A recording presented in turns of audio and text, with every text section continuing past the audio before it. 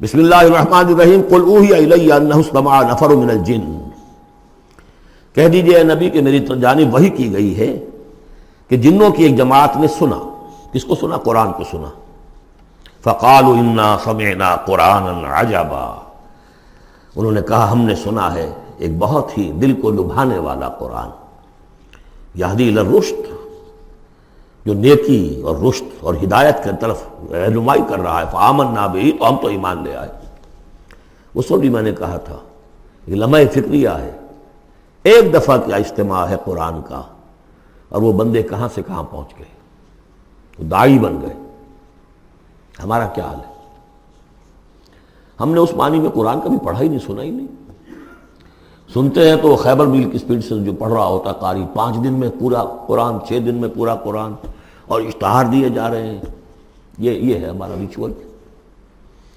یہاں تو 20 منٹ میں ہو جاتی ہے، یہاں 30 منٹ، یہاں چلو وہاں اور سے بھی کم میں ہو جاتی ہے، وہاں چلو۔ قرآن کا نتیجہ تو یہ نکلنا چاہیے وہ آپ کو پوزیس کر لے، جانے نہ دے۔ انا سمعنا قرآنا عجبا یہدی الی الرشد فآمنا بہ ولن نشرک بربنا احدا، اب ہم کبھی بھی اپنے رب کے ساتھ کسی کو شریک نہیں ٹھہرائیں گے۔ وانہ تعالی جد ربنا، اور یقیناً ہمارے رب کی عزت شان بہت بلند ہے۔ متخذ صاحبۃ ولا ولدا، اس نے نہیں اختیار کی نہ کوئی بیوی اور جورو نہ کوئی اولاد۔ وانہ کان یقول سفیہنا علی اللہ شططا، اور یقیناً ہمارا جو بے وقوف ہے بڑا، مراد یہاں پہ ہے وہی عزازیل، ابلیس، لعین، وہ چونکہ ہمارا ذرا بڑا بڑگر ہے، تو وہ جو کچھ کہتا رہا ہے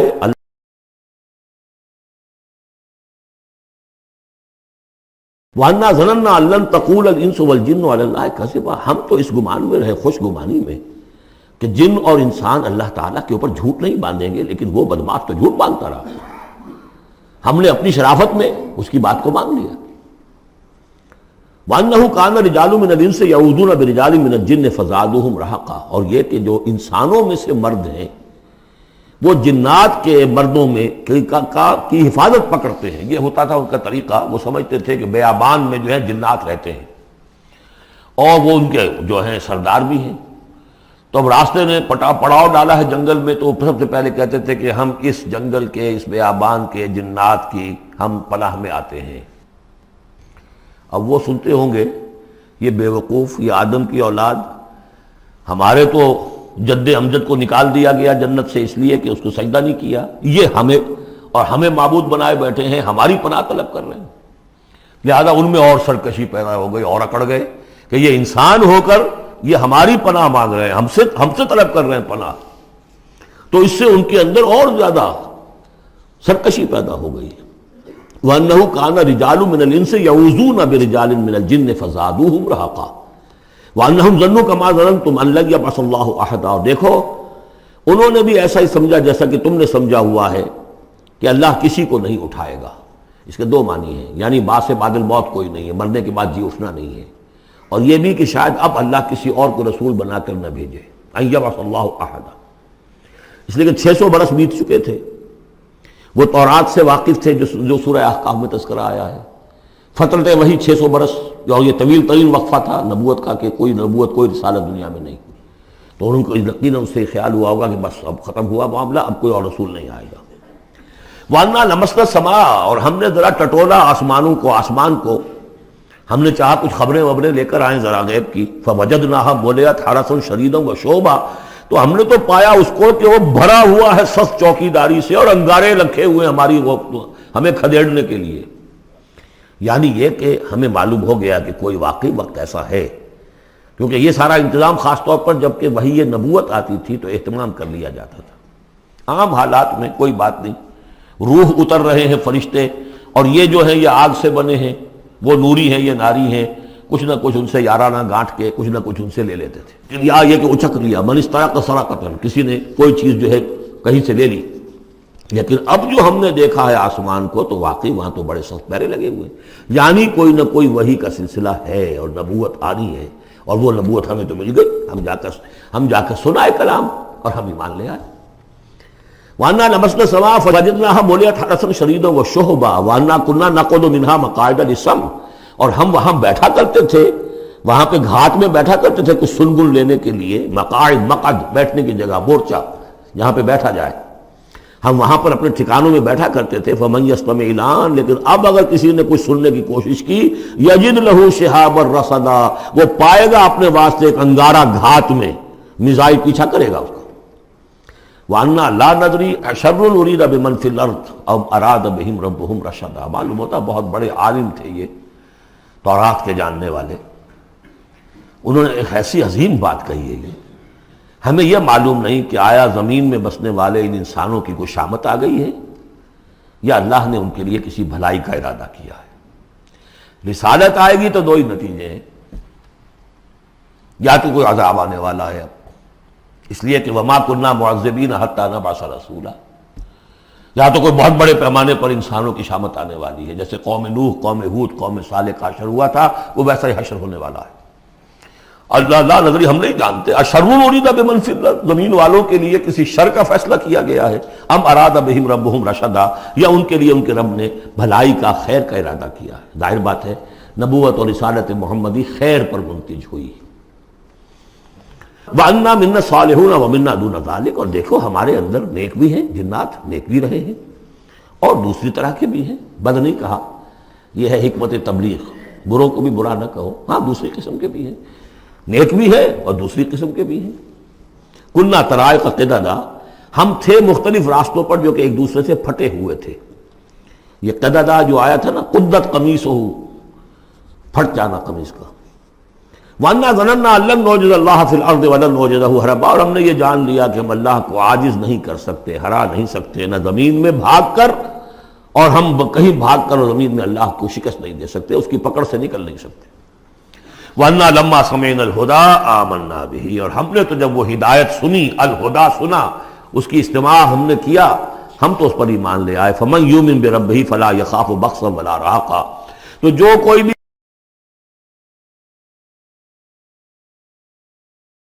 زبردستی ہوگی، کچھ زیادتی ہوگی، جیسے جیسے ان کے اعمال صالحہ ہیں پورے پورے اللہ تعالیٰ ان کا اجر ان کو دے دے گا۔ وَأَنَّا مِنَّا الْمُسْلِمُونَ وَمِنَّا الْقَاسِطُونَ، اور دیکھو ہمارے اندر وہ بھی ہیں جو فرما بردار ہیں اور وہ بھی ہیں جو بے انصافی کرتے ہیں۔ یہ قسط کے لفظ کے ساتھ سمجھ لیجئے، جب یہ ثلاثی مجرد میں آتا ہے تو قاسط اس میں فاعل بنا، وہ ناانصاف کے معنی میں ہے، یہ باب افعال کے خواص میں سے ہے، سلب ماخذ اس کو کہتے ہیں۔ جب باب افعال میں آئے گا تو اس کے معنی ہے عدل و انصاف، اور جب ثلاثی مجرد میں آئے گا تو نا انصافی۔ قاسطون فمن اسلم فاولئک تحروا رشدا، جو لوگ اسلام لے آئے، اطاعت قبول کر لی، تو انہوں نے تو گویا کہ ڈھونڈ نکالی خیر کی راہ، نیکی کی راہ انہوں نے تلاش کر لی۔ وَأَمَّا الْقَاسِطُونَ، اور جو بے انصاف ہے، فَكَانُوا لِجَهَنَّمَ حَطَبًا، وہ لوگ جو ہے پھر جہنم کا ایندھن بن کر رہیں گے۔ یہاں تک ان کی تقریر ہے جو انہوں نے تبلیغ کی ہے۔ اب جو بات آگے آ رہی ہے یہ خود اللہ کی طرف سے کلام ہے۔ أَن لَوِ اسْتَقَامُوا عَلَى الطَّرِيقَةِ لَأَسْقَيْنَاهُم مَّاءً غَدَقًا، اور یہ کہ یہ اگر لوگ اپنے اس طریقے پر جو طریقہ انبیاء کا تھا، جو آدم نے دیا تھا، جو نوح نے دیا تھا، یہ چلتے رہتے تو ہم انہیں خوب پلاتے، پانی بھر بھر کر خوب سیراب کرتے ان کو۔ یہاں لفظ طریقت آیا ہے قرآن میں، شریعت، طریقت۔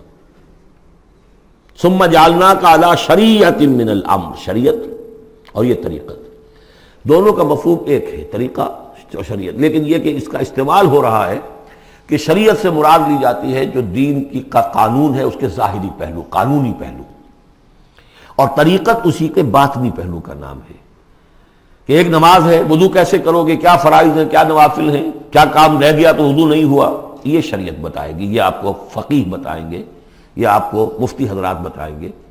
لیکن نماز کی اصل روح تو ہے خشوع اور خضوع، حضور قلب، یہ پھر طریقت کی طرف منتقل کر دیا گیا، بدقسمتی سے پھر ان کو پھاڑ دیا گیا، وہ علیحدہ علیحدہ ہو گئے۔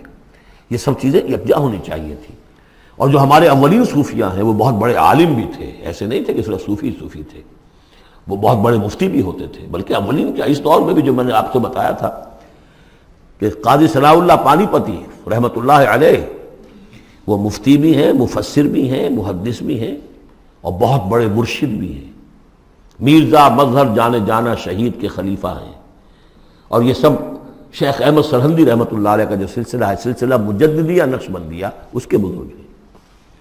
وہ ہے وہ جامع صفات لوگ. لنفتنہم فیہ، اور یہ بھی جو ہم کو پانی پلاتے اور سیراب کرتے، یہ بھی اس لیے تاکہ ان کو اور جانچے اور پرکھے اور امتحان لے. ایک امتحان غربت میں ہے، ایک امتحان تمنگری میں ہے، ایک امتحان فاقے میں ہو رہا ہے، ایک امتحان ہو رہا ہے کہ کثرت سے ہم نے دے رکھا ہے. وَمَن يُعْرِضْ عَن ذِكْرِ رَبِّهِ، اور جو کوئی بھی اعراض کرے گا اپنے رب کے ذکر سے، يَسْلُكْهُ عَذَابًا صَعَدًا، تو وہ چلے گا، وہ ڈال دے گا اس کو چڑھتے عذاب میں، اللہ تعالیٰ ایسے عذاب میں صعدا جس کی شدت بڑھتی چلی جائے گی. وَأَنَّ الْمَسَاجِدَ لِلَّهِ فَلَا تَدْعُوا مَعَ اللَّهِ أَحَدًا، اور دیکھو مسجدیں اللہ کے لیے ہیں. مسجد سے مراد مسجد سجدے کی جگہ بھی ہے، اور مسجد سے مراد سجدے کے یہ اعضاء بھی ہیں. یہ پیشانی اور یہ ناک اور یہ ہاتھ اور یہ پاؤں، ایڑیاں، وہ پنجے، یہ سارے جو ہیں یہ سجدے کے جو جسم کے حصے ہیں. یہ مسجدیں بھی اور سجدے کی جگہ بھی للہ ہے، سب اللہ کی ملکیت ہے. فلا تدعوا مع اللہ احد، اللہ کے ساتھ کسی اور الہ کو مت پکارو. وانہ لما قام عبد اللہ یدعوہ قالوا یکونون علیہ لبدا، اور یہ اب یہاں پھر قول آ گیا ہے انہی کا جنات کا کہ جب وہ عبداللہ کو ہم نے دیکھا وہ کھڑا تھا، وہ قرآن پڑھ رہا تھا، وہ نماز پڑھا رہا تھا، لما قام عبداللہ یدعوہ، اسے پکار رہا تھا اللہ کو، اللہ کا بندہ. قالوا یکونون علیہ لبدا، وہ تو ایسے ہو رہے تھے سننے والے گویا کہ اس کے اوپر ٹھٹ کے ٹھٹ جمع ہو جائیں گے وہاں پر، لیکن یہ کہ وہ ایمان نہیں لا رہے تھے. قل انما ادعو ربی، کہہ دیجئے اے نبی صلی اللہ علیہ وسلم، دیکھو میں پکارتا ہوں اپنے رب کو، ولا اشرک بہ احدا، اس کے سوا میں کسی اور کو شریک کرنے کے لیے تیار نہیں.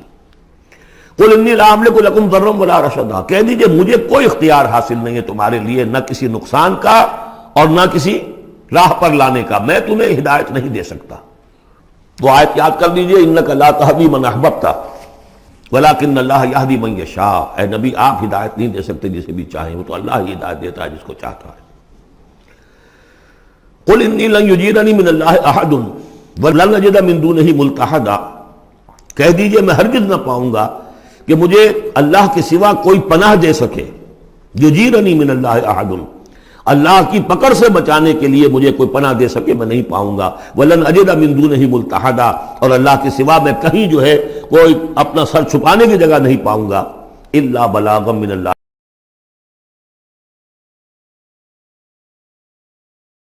فریضہ سر انجام دوں، اگر میں نے یہ کام نہیں کیا تو میں پکڑا جاؤں گا. فَلَنَسْأَلَنَّ الَّذِينَ أُرْسِلَ إِلَيْهِمْ وَلَنَسْأَلَنَّ الْمُرْسَلِينَ، ہم تو پوچھ کر رہیں گے ان سے بھی جن کی طرف رسولوں کو بھیجا، اور پوچھ کر رہیں گے رسولوں سے بھی. وَمَنْ يَعْصِ اللَّهَ وَرَسُولَهُ، جو کوئی بھی اللہ اور اس کے رسول کی نافرمانی کرے گا، فَإِنَّ لَهُ نَارَ جَهَنَّمَ خَالِدِينَ فِيهَا أَبَدًا، تو اس کے لیے تو پھر جہنم کی آگ ہے جس میں وہ ہمیشہ ہمیشہ رہے گا. حَتَّى إِذَا رَأَوْا مَا يُوعَدُونَ، یہاں تک کہ جب وہ دیکھیں گے جس چیز کی انہیں دھمکی دی جا رہی ہے، فَسَيَعْلَمُونَ مَنْ أَضْعَفُ نَاصِرًا وَأَقَلُّ عَدَدًا، اس وقت انہیں معلوم ہو جائے گا کون کمزور ہے مددگاروں کے اعتبار سے اور کون اقلیت میں ہے تعداد کے اعتبار سے. وہ تانے دیتے تھے نا کہ دیکھو محمد تمہارے پاس تو بیٹھے بھی ہوتے ہیں تو ہمارے کمی کاری بڑے لوور طبقات کے لوگ، اور وہ بھی چند ہوتے ہیں، دیکھو جا کے ابو جہل کی محفل بھری ہوئی ہے، بڑے بڑے لوگ بیٹھے ہوئے ہیں وہاں پر. اس وقت معلوم ہو جائے گا من اضعف ناصرا واقل عددا. یہ سورہ مریم میں بہت تفصیل سے یہ مضمون آیا ہے. قل ان ادری اقریب ما توعدون ام یجعل له ربی امدا، کہہ دیجئے اے نبی مجھے یہ معلوم نہیں ہے آیا جس چیز کا تم سے وعدہ کیا جا رہا ہے، جس چیز کی دھمکی دی جا رہی ہے. وعدہ اور وعید بنیاد ایک ہی ہے، اصل میں اصل الفاظ ایک ہی ہیں، وعید دھمکی، وعدہ، لیکن حروف اصلی وہی ہے. آیا وہ قریب آ چکی ہے اسے، یا ام یجعل له ربی امدا، یا یہ کہ میرا رب اس کے لیے ابھی کچھ مہلت دے، کوئی تمہاری رسی دراز کرے، یہ میں نہیں جانتا. یہ سورہ انبیاء کے آخر میں بھی آیا تھا، قل ادری قریب ام بعید ما توعدون، کہہ دیجئے نبی میں نہیں جانتا کہ جس چیز کا تم سے وعدہ کیا جا رہا ہے وہ قریب آ چکی ہے یا بھی دور ہے. عالم الغیب، وہی ہے غیب کا جاننے والا. فلا یظہر علی غیبہ احدا، وہ اپنے غیب پر کسی کو مطلع نہیں کرتا، الا من ارتضی من رسول، سوائے جس کو وہ چاہے اپنے رسولوں میں سے. یہ بہت اہم قانون ہے قرآن کا، اور اس میں سارا مسئلہ علم غیب کا حل ہوتا ہے. ایک بات تو یہ کہ ہمارے جو بھی بریلوی بھائی ہیں وہ بھی مانتے ہیں، 4 باتیں وہ مانتے ہیں. 3 میں نے ایک مرتبہ تحقیق کی تھی بڑی مفصل، جا کر بعد لوگوں سے ملاقات کی، ابھی میں طالب علم تھا. کہا دیکھیے ہم ثابت مانتے ہیں ہم اس بات کو، نبی کا علم ذاتی نہیں عطائی ہے، اللہ نے جو دیا وہی ہے. نبی کا علم قدیم نہیں حادث ہے، پہلے نہیں تھا پھر ہو گیا، اللہ نے دے دیا تو ہو گیا. اور نبی کا علم غیر محدود نہیں محدود ہے. میں نے کہا یہ تین باتیں جو شخص مان لے میرا اس سے اب کوئی جھگڑا نہیں رہا. لیکن ہمارے ہاں کچھ لوگوں نے ایک ڈیفینیشن کر لی علم غیب کی. علم غیب وہ ہے جو بغیر کسی کے بتائے خود حاصل ہو جائے. اس اعتبار سے تو میرے پاس بھی علم غیب ہے نہیں، یعنی کسی کے پاس کوئی علم ہے ہی نہیں. ہمیں دیا اساتذہ نے دیا، حضور کو دیا اللہ نے دیا، جبریل کو دیا اللہ نے دیا. اس معنی میں تو ذاتی علم تو کوئی بھی نہیں مانتا کسی کا. علم تو دینے سے ہوتا ہے. البتہ علم غیب کسے کہتے ہیں؟ وہ چیزیں جو ہماری نگاہوں سے چھپا دی گئی ہیں، وہ عالم غیب ہے. جنت ہے، دوزخ ہے، فرشتے ہیں، یہ سب کیا ہے؟ عالم غیب. تو نبیوں کو تو کچھ نہ کچھ حصہ اس کا دکھایا جاتا ہے تو نبی بنتے ہیں نا، ورنہ میرے اور نبی میں فرق کیا ہوا پھر؟ اگر میرا بھی علم وہی ہوتا ان السمع والبصر والفؤاد، تو میرے علم اور حضور کا بھی علم یہی ہوتا تو فرق کیا ہوا؟ حضور نے تو اس دوسرے علم کے اعتبار سے تو صاف کہہ دیا انتم عالم بامور دنیاکم. لیکن حضور کو معراج میں جنت دکھا دی، دوزخ دکھا دی. زمین پر رہتے ہوئے آپ نماز پڑھا رہے تھے، غالباً وہ جو کہ نماز پڑھائی جاتی ہے جبکہ بارش نہیں ہوتی، استسقاء کی نماز، اسی کے دوران اچانک ایک دفعہ آپ آگے بڑھے. لوگ حیران ہوئے کیا ہوا ہے، ایک دفعہ پیچھے ہٹے. لوگوں نے پوچھا بعد میں کہ حضور یہ نماز کا حصہ تھا، یعنی ہم بھی پھر استطاع کیا کریں اس نماز کے اندر؟ یہ فرمایا نہیں، اصل میں میرے سامنے جنت لے آئی گئی، اب بے اختیار میرا ہاتھ بڑھ گیا کہ میں اس کا پھل توڑ لوں، اور میرے سامنے اس کے بعد دوزخ لے آئی گئی اور اس کا جو بمکا آیا گرمی کا، اس سے میں بے اختیار پیچھے ہٹا. دنیا میں سیر کرا رہے ہیں. بہرحال یہ غیب ہی میں سے ہے. البتہ کل غیب یہ جو مانے اللہ نبی کے لیے وہ کافر ہے، اور وہ مانتے ہیں، بریلوی بھی مانتے ہیں. کل غیب کا کوئی سوال ہی نہیں. نبی کا علم محدود ہے، نبی کا علم حادث ہے، نبی کا علم عطائی ہے. تین باتیں مان لیجئے. باقی نبی کا علم کتنا تھا کتنا نہیں تھا یہ میں کون ہوں ناپنے والا اور آپ کون ہیں ناپنے والے. دیا اللہ نے جو دیا، بتایا جو بتایا، اللہ اللہ اور خیر صلی اللہ. تو یہ عالم الغیب وہ ہے غیب کا جاننے والا. فلا یظہر علی غیبہ احدا، تو وہ نہیں مطلع کرتا اپنے غیب پر کسی کو. ہاں الا من ارتضی بالرسول، سوائے اپنے رسولوں کے. کذالک نوری ابراہیم ملکوت السماوات والارض، ہم نہیں پڑھ چکے؟ ابراہیم کو بھی ملکوت دکھائے، حضور کو